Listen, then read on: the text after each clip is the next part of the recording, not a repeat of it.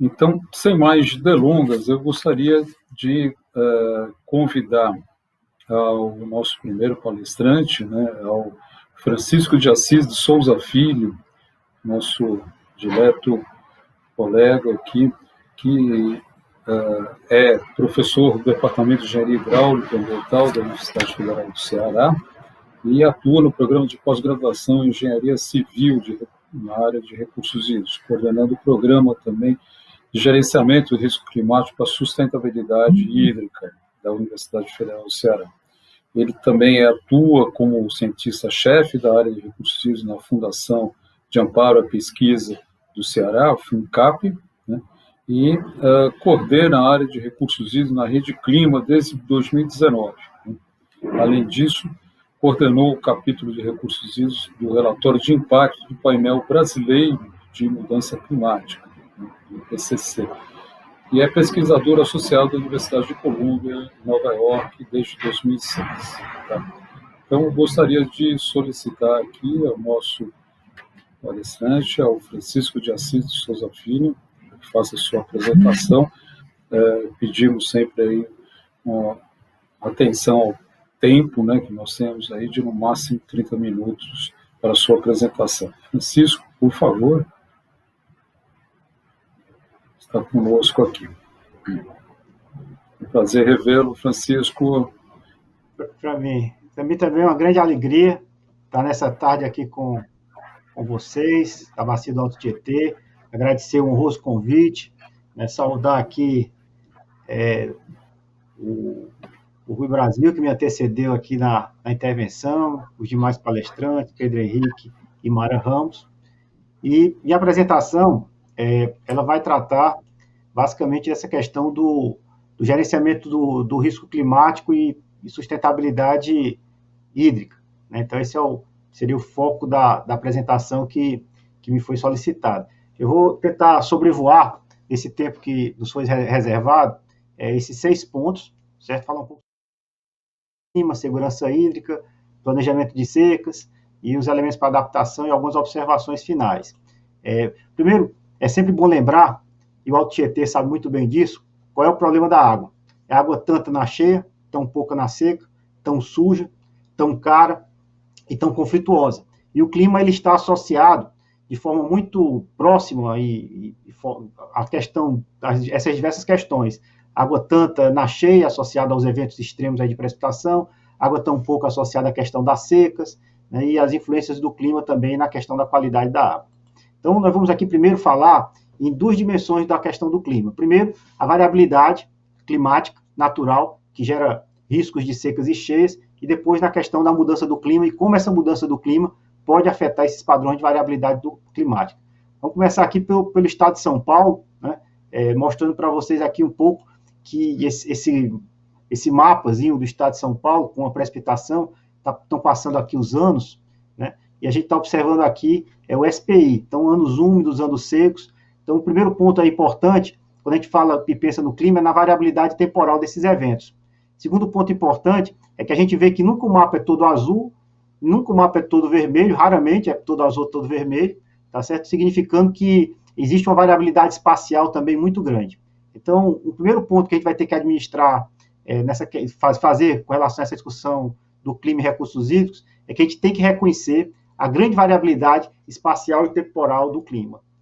E essa variabilidade espacial e temporal do clima é que faz com que nós tenhamos aqui os riscos associados aos eventos de recursos hídricos, né? Então, aqui também São Paulo, né? E a gente observa aqui o percentual de seca, do tipo de seca, né? Uma seca aqui menos severa, até uma seca mais severa. Então, a gente vê que quase sempre tem uma parte do estado com algum tipo de seca associado a esse processo. Em alguns anos, uma parcela importante do estado ela está com uma seca mais severa, mas nem sempre é todo o estado, né? E sempre está tendo algum tipo de região. Isso para reforçar o ponto que eu fiz, que existe uma variabilidade espacial também muito grande do regime de precipitação, que pode ser utilizado de forma favorável ou não, né?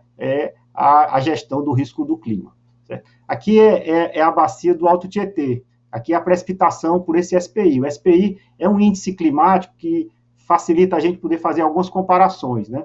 ele é como se fosse aqui uma distribuição normal padronizada. Então, a gente vê, por exemplo, que tem épocas aqui onde a gente tem precipitações muito elevadas, épocas que a gente tem precipitação mais baixa, então a gente tem esse eletrocardiograma com uma certa desritmia, e o que a gente também observa é que existem patamares, tá vendo aqui, ó?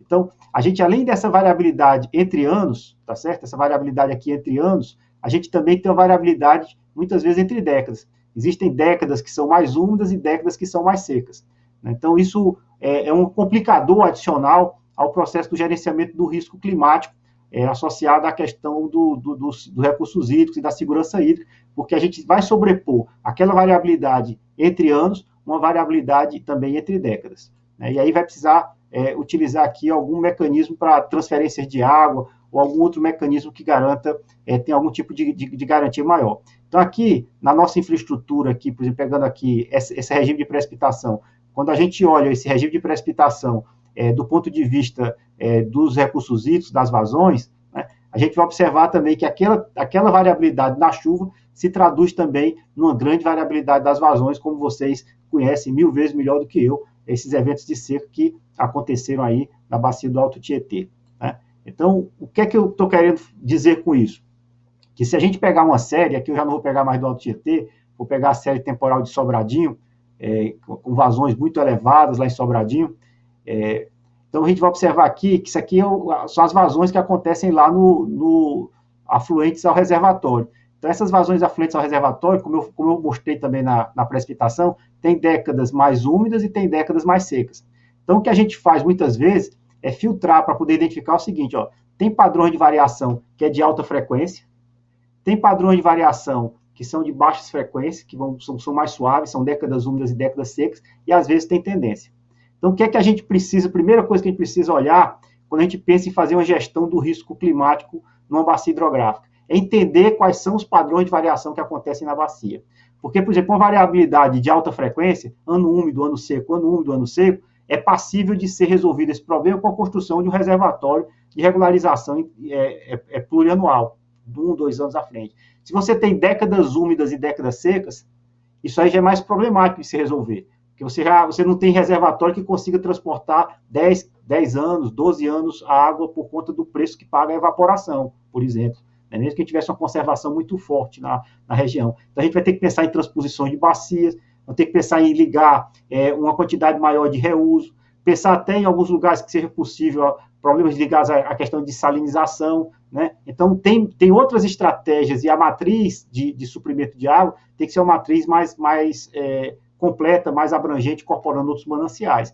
E aqui a gente tem também, quando a gente tem uma tendência como essa, a gente tem que preparar medidas de conservação de água e redução da demanda muito efetiva. Então, a estratégia de gestão do risco associado ao clima depende do modo de variação que esse clima ele ocorre em cada uma das regiões. Então, essa é a primeira mensagem. A gente tem que conhecer quais são esses padrões de variabilidade, como é que se dão essa questão do clima. Só para vocês terem uma ideia, por exemplo, quando a gente fala nessa variabilidade de baixa frequência, a distribuição de probabilidade, por exemplo, de ter secas e cheias numa década é completamente diferente de outra década aqui em Sobradinho. Então, você está nesse período aqui azul, a probabilidade de ter cheias é muito mais elevada do que você está no período verde. E a probabilidade de ter seca no verde é muito maior do que está no cheio, do que está no verde do que está no azul. Então, o que está significando isso? Que aquilo que eu estava dizendo de variabilidade decadal muda o risco, muda a probabilidade de acontecer secas e cheias. A gestão tem que ser de uma forma diferente. E essa, inclusive, é uma das fronteiras que nós temos que enfrentar do ponto de vista de conhecimento, é saber que fase é que nós estamos, fase azul ou fase verde, ou fase vermelha, e, a partir daí, definir uma boa estratégia, uma estratégia robusta para o gerenciamento de recursos hídricos, tá certo? Então, para outro tipo de variabilidade, que é essa variabilidade entre anos, já tem um conjunto importante de tecnologias que podem nos ajudar, né? Elas não são milagrosas, mas podem trazer alguma informação útil, né? Possivelmente, uma delas é exatamente a previsão climática sazonal, né? Você tem olhando 3, 4 meses à frente, a partir dos modelos de previsão climática sazonal. Segundo ponto é o seguinte, é que esse padrão de variabilidade climática, que eu estou considerando aqui como padrão de variabilidade natural, esse padrão de variabilidade ele pode modificar-se. E quem modifica esse padrão de variabilidade? Quem pode modificar esse padrão de variabilidade é exatamente a mudança do clima. a mudança do clima pode fazer com que tenham mais períodos de décadas úmidas ou décadas mais secas, ou a variabilidade interanual mude. Então, o grande problema da mudança do clima não é só mudar o comportamento médio, mas é mudar também os padrões de variação que acontecem no clima. Então, a gente precisa entender, quando a gente olha o médio e longo prazo, os efeitos dessa mudança climática no risco associado às secas e cheias e também às tendências que podem modificar a disponibilidade hídrica média de uma determinada bacia hidrográfica. Então, o primeiro ponto interessante é que eu gosto muito desse gráfico, apesar de ser um pouco antigo, que ele mostra assim, o que é azul é se você não considerasse, rodasse os modelos climáticos sem considerar o aumento de CO2. O róseo aqui é se você considera os modelos de CO2 e o preto é observado. Você veja que a gente só consegue representar a observação no planeta ou em alguns dos continentes, tá certo? Se for incorporado o CO2. Ou seja, o CO2 é chave para definir como está evoluindo o clima e explicar por que está acontecendo aumentos de temperatura no decorrer do século XX e desse início de século XXI. Esses modelos eles começaram muito simples, né, no início aí, dos anos 70, e hoje eles têm já um nível de complexidade grande. O que é que eu estou chamando de complexidade? Da representação dos processos na escala do planeta. Tá certo? Então, eles já conseguem representar a química da atmosfera, representar a dinâmica dos oceanos, representar a dinâmica da atmosfera, representar a dinâmica da região coberta por gelo, representar a dinâmica, por exemplo, da vegetação, inclusive modelos que representam até que a vegetação muda em função das características do clima. Então, essa possibilidade, essa ferramenta, ela é uma ferramenta extremamente útil para a gente poder cenarizar como é que vai acontecer o futuro. Então, esses cenários, né, esses cenários hoje são construídos, hoje já estamos no CEMIP 6, mas eu estou trazendo aqui um gráfico ainda do CEMIP 5, eles são construídos de tal forma, são vários modelos, diferentes instituições mundiais, e esses modelos eles são forçados por diferentes cenários. Aqui a gente tem um cenário 8.5, né, 4.4, esses cenários aqui são cenários que representam a quantidade de aumento em watt por metro quadrado da radiação que chega à superfície da Terra devido ao efeito estufa. Então, esses cenários são utilizados para poder fazer a simulação dos modelos. E a gente simula esses modelos, com essa simulação desses vários modelos, a gente tem informação do regime de precipitação, e com essa informação do regime de precipitação, nós temos condição de simular o regime de vazões a partir de modelos chuva-vazão. Tem o modelo climático, do modelo climático você tem o modelo, tem a precipitação, com essa precipitação, com temperatura e outras informações, a gente tem a evapotranspiração, com essas duas informações a gente tem condição de simular o modelo hidrológico, e simulando o modelo hidrológico a gente tem aí o regime de vazões. Então a gente observa que tem modelos, aqui no Ceará, tem modelos onde a gente tem vazões, redução mais significativa, e tem outros que tem até um pouco de aumento. Duas notícias. Primeira delas é o seguinte, é importante a gente utilizar o conjunto dos modelos, para poder saber exatamente a incerteza que existe, estrutural, que eu chamo, na modelagem. Né? Cada modelo tem hipóteses diferentes na sua construção. Segundo ponto é que os modelos representam futuros possíveis, e a gente precisa entender essa variação dos futuros possíveis. O pior caminho que a gente pode ter é aquele caminho que nos leva a esconder as incertezas e apostar tudo numa falsa certeza. Numa falsa certeza de algo que vai nos salvar, alguma coisa que aquele cenário, ele é um cenário que vai acontecer por pura fé. Na realidade, a gente tem que saber quais são as incertezas que a realidade nos coloca, para, a partir daí, definirmos uma estratégia robusta que nos possibilite fazer com que os impactos associados ao clima eles sejam menores, esses impactos na sociedade como um todo. Então, esse é um ponto importante que a gente vai discutir aqui na tarde de hoje. Tá certo? Aqui é só para vocês terem uma ideia, basicamente, de que no Brasil, dependendo da região, os modelos eles sinalizam que vai ter uma quantidade maior de precipitação e uma quantidade menor de precipitação.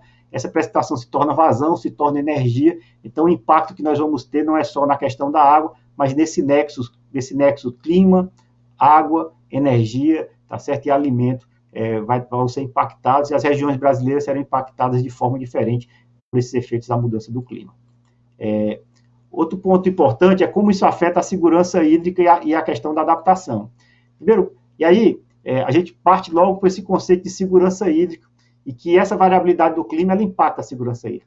De fato, eu nem gosto tanto do termo segurança hídrica, apesar de usá-lo com frequência, porque segurança nos dá uma ideia de previsibilidade, controle, tá certo? Que a gente tem condição de prever de forma determinística e controlar o futuro. E eu avalio que hoje em dia, o mundo, em função da questão do clima, em função, inclusive, da própria dinâmica que a economia tem, a gente não tem, hoje as palavras-chave seriam incerteza, tá certo? E a necessidade de capacidade, a necessidade de a gente ter uma capacidade maior de adaptação. Então, incerteza e capacidade de adaptação, eu acho que é o caminho do planejamento, se a gente quer olhar o futuro e fazer com que a sociedade se torne mais robusta. Mas, em qualquer cenário, olhando, que é um par dialético, né? É segurança e risco, tá certo? Então, na realidade, eu gosto de olhar a segurança hídrica através do risco e da análise do risco. Né? Qual é o risco que nós temos para o suprimento de água e para a garantia da segurança hídrica? Acho que essa é uma abordagem interessante para a gente poder olhar essas questões do clima e olhar a segurança hídrica a partir daí. E nesse ponto é importante olhar a segurança hídrica a partir do risco climático em suas diferentes escalas de tempo e de espaço. De tempo, notadamente a escala da variabilidade sazonal, dessa variabilidade que eu chamei de decadal, e dessa mudança nesses padrões de variação e que podem ter tendência associada à questão da mudança do clima. Tá certo? E aí, olhar a questão da gestão de recursos hídricos, que ela é complexa, e o Alto Tietê, ele é rico em complexidade por sua economia, rico em complexidade por conta, inclusive, do sistema de suprimento de água, que é um sistema com transposição de bacia, hidraulicamente extremamente complicado, do ponto de vista da rede, da operação dos reservatórios. Para isso, a gente tem que ter muita competência e o conhecimento científico e técnico é fundamental para isso. Conflito, né? Vocês sabem muito bem o que é isso, e a gente tem que construir mecanismos de cooperação, coordenação e comunicação e tratar com incerteza. Então, essas três coisas são extremamente importantes a gente olhar para construir essa questão da segurança hídrica e pensar essa segurança hídrica no contexto de uma governança adaptativa. Né? Como a gente não controla o futuro, como a gente não tem condição de prever de forma determinística o futuro, a gente tem que ter ferramentas que nos possibilitem a nos adaptar a esse futuro. Aprender com a natureza a adaptação. Tá certo? E aí, para isso, a gente tem que ter algumas características de flexibilidade, de aprender fazendo, né, de ter capacidade de mudar em função dos contextos. Então, isso eu acho que é um elemento extremamente importante para a construção de uma segurança hídrica no mundo de incerteza. Então, segundo ponto, o quarto ponto, então, o primeiro foi a questão da variabilidade do clima, o segundo, a mudança climática, a terceira, a questão da segurança hídrica sobre esse contexto, e o quarto é que a gente tem que se organizar do ponto de vista de tratar essas incertezas nas suas diferentes escalas. Na escala de mais curto prazo, né, do risco climático, eu acho que o planejamento de secas é um elemento fundamental. E aí nós teríamos que sair de uma lógica, talvez, de resolver a seca durante a crise, para a gente ter planos que antecipem esses eventos de seca. Né? E aí a gente tem duas estratégias, uma que a gente chama de gestão de risco e outra de gestão de crise. Plano de gestão de crise são os nossos planos, pode ser um plano de contingência. Dada a crise, o que é que a gente faz? E plano de gestão de risco, ele pensa não só as ações que têm que ser realizadas durante a crise, mas ações que nós temos que realizar antes da crise, para que quando vier a crise, ela não seja tão impactante e tão severa. Então, pode ter algumas ações mitigadoras que a gente pode trabalhar nesse início. Então, são duas concepções de planos que a gente tem que ter. Eu estou falando exatamente com o comitê certo, que vai entender essa outra mensagem sobre seca de forma fundamental, porque é o comitê de monitoramento. Então, a Câmara de Monitoramento do Comitê de Bacia vai entender essa mensagem de forma muito precisa, porque é exatamente um monitoramento e alerta precoce. É identificar quais são os estágios, quais são as fases que nós temos da seca, para, a partir daí, definir e startar medidas. Né? E aí a gente pode usar tanto o monitoramento, como utilizar, inclusive, aquela previsão sazonal como sendo também um elemento orientativo. Tá certo? Então, esse relógio aqui eu chamo o relógio do tempo da seca. Só que esse relógio ele anda para frente, ele vem nessa direção e depois ele pode voltar também. Tá certo? Então, é o relógio da seca. A gente tem que pensar nessa questão de uma gestão integrada na questão da seca, pensando já numa estratégia ao nível estadual até chegar na bacia e pensar, inclusive, nos usuários de água. As cidades têm que ter plano de seca, a indústria tem que ter plano de seca, né, para saber o que vai acontecer, o que vai fazer durante esse período. A gente precisa de uma estratégia geral robusta para esse fim. Eu acho que a gente tem que começar a pensar dentro dos planos de bacia a questão do planejamento de secas dentro do plano de bacia, como se fosse um encarte ou um documento, só que o plano de seca ele tem um caráter extremamente operacional. Quais são as ações que a gente tem que fazer na bacia hidrográfica quando tivermos seca? Esse plano de seca operacional na bacia tem que estar associado a um plano de seca das cidades e também dos outros usos, escolher cidade por sua relevância.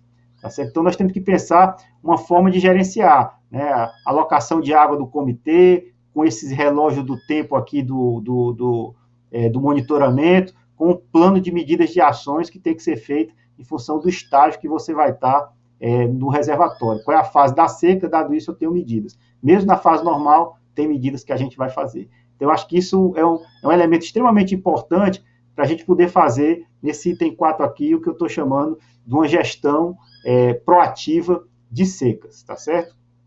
Um outro ponto é olhar o longo prazo.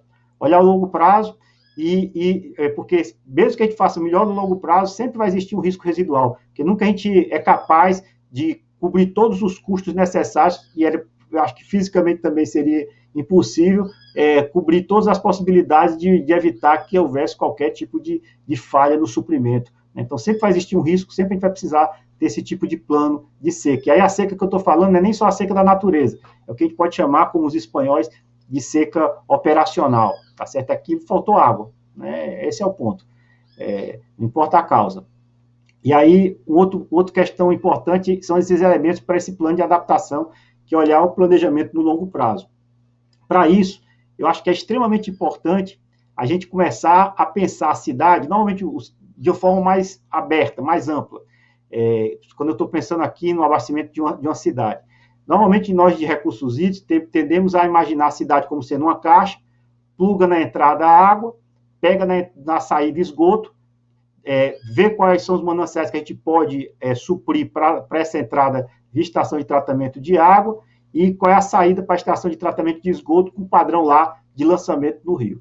Eu acho que a gente tem que começar, e principalmente as grandes cidades, que elas tendem a ter um impacto muito severo, inclusive em outras regiões e tudo mais, no mundo todo tem essas externalidades negativas que as grandes cidades elas exportam, nós temos que dar uma olhada em mecanismos mais intensos de olhar a utilização da água, como essa utilização da água pode acontecer dentro da própria cidade. Aqui eu estou citando um exemplo de um planejamento que nós fizemos para Fortaleza, onde a gente tem água que vem de São Francisco, água que vem transporte da bacia do Jaguaribe, águas aqui dos reservatórios que estão aqui próximo à região metropolitana de Fortaleza, que é o PECEM, que é onde tem um porto e uma área industrial, e aqui é a cidade de Fortaleza. Normalmente a gente pensava assim, pega a água aqui, trata na ETA, lança via interceptor oceânico e emissário submarino para o mar. Hoje a gente começou a pensar esse sistema de uma forma mais detalhada, né? A gente começou a olhar quais são os mananciais que a gente poderia explorar dentro da própria cidade. Começamos a pensar em reuso. Por exemplo, a Companhia de Saneamento, a CAGES, está planejando coletar o esgoto da cidade, fazer um tratamento para mandar para o PECEM. Com isso, reduz a demanda por água bruta, convencional nossa, e aí diminui a pressão sobre o sistema de reservatórios, né? Ele está pensando em ter dessalinização. Por quê? Porque numa seca geral, se uma seca é geral, não tem água desses reservatórios, não tem uso. Se não tem uso, não tem reuso.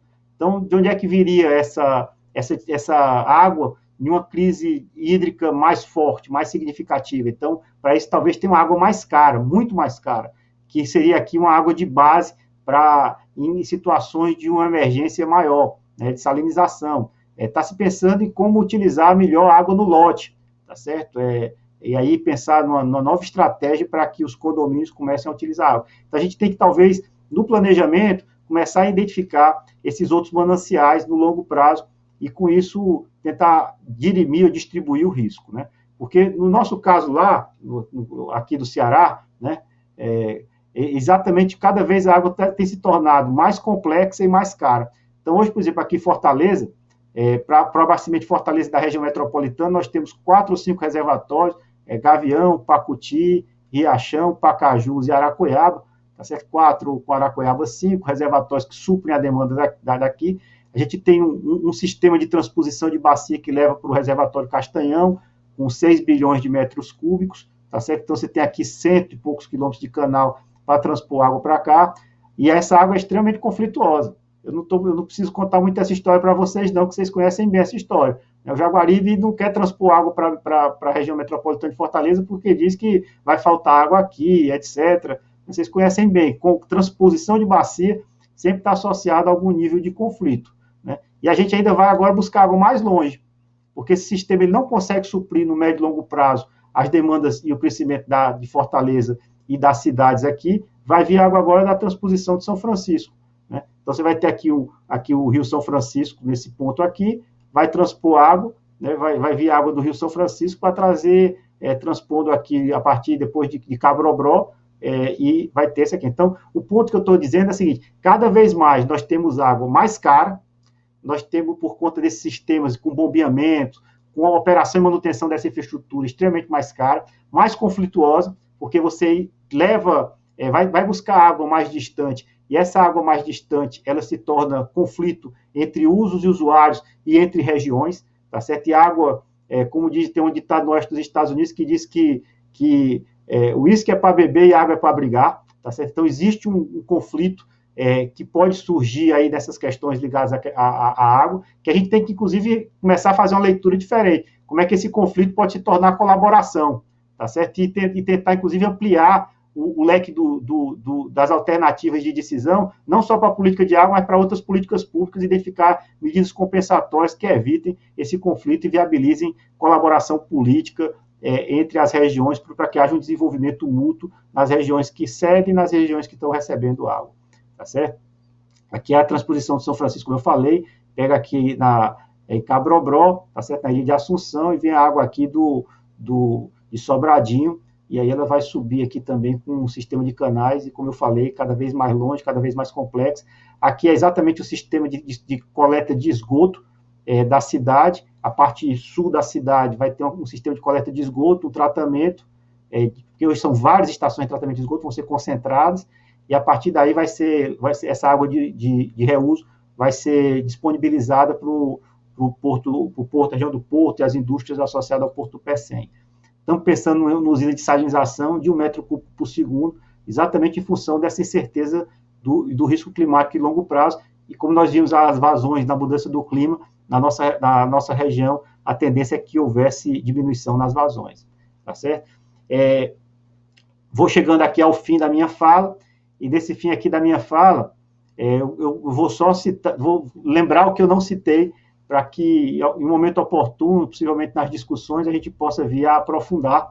Uma primeira questão é que a cidade é extremamente desigual, existe heterogeneidade do ponto de vista do uso da água na cidade. Nós não podemos pensar a cidade, muitas vezes, como sendo um consumo per capita único. A gente precisa abrir o Big Data aí das informações de operação, de quantidade de consumo, para poder fazer, a partir do consumo, estimar a demanda e identificar que essa cidade é extremamente heterogênea, para poder entender como é que é a dinâmica da água na cidade do ponto de vista do consumo e das demandas de água, para a gente poder pensar um planejamento que considere essa espacialização. Eu não comentei isso, nós estamos trabalhando muito intensamente nessa direção, utilizando algumas técnicas aí de machine learning, etc., para poder aprender mais sobre a demanda. Conhecer a demanda é fundamental para uma boa gestão de águas. Não foi o tema que eu discuti hoje, mas é importante a gente discutir. Um segundo ponto que eu não discuti e que eu acho que é extremamente importante do processo é que nós temos hoje um processo de participação política na alocação negociada de água. A alocação negociada de água aqui no Ceará começou em 1994, em julho de 94. Eu tenho a alegria de ter participado desse primeiro evento, porque eu era funcionário da Companhia de Gestão de Recursos Hídricos, da COGE, naquela época.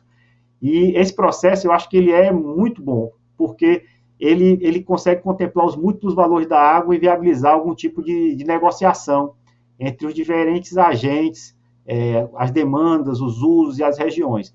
Não é pacífico, né? As pessoas vão ter suas posições, mas tem conseguido construir convergências importantes e integração social nessa questão da água.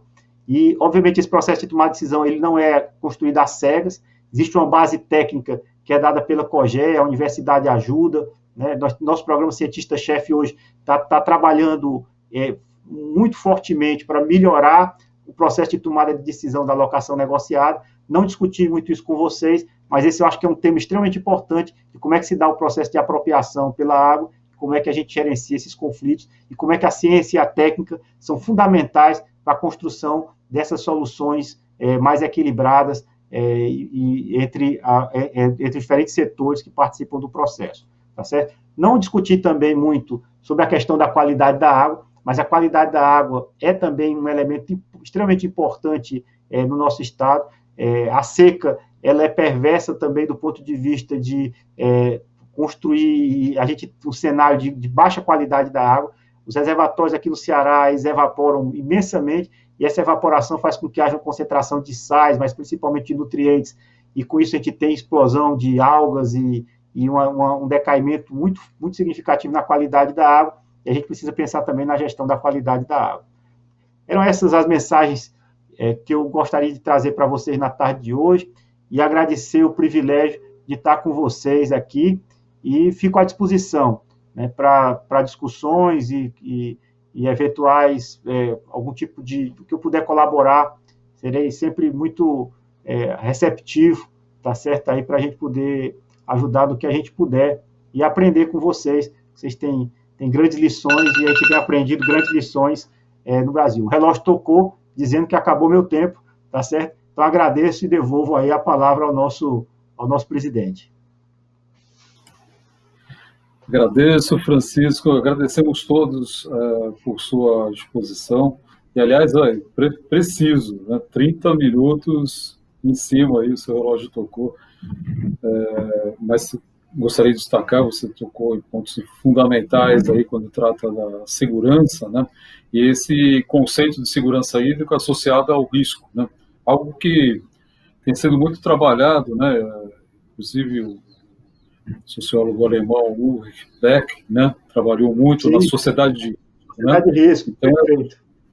Exatamente. Então, é um conceito que nós temos que absorver dentro da nossa todo o pensamento da gestão de recursos hídricos. Não é mais possível aquela gestão de recursos hídricos tradicional, digamos, a gestão integrada de recursos hídricos foi concebida inicialmente na França, depois absorvida pelos organismos da ONU, instituições de fomento internacionais, mas fundamentalmente que agora nós temos que trabalhar com essa gestão adaptativa e um conceito de gestão de risco, né, aí ela associada. E muito importante que você trouxe aqui também para nós essa percepção, né, da necessidade de trabalhar com um plano de risco e também observar a demanda e os diferentes usos que a população possui, né? E com isso eu acho que tem também o conceito, né, do ciclo hidrossocial, ou seja, se perceber a importância da água dentro da vida das pessoas. É fundamental, né, que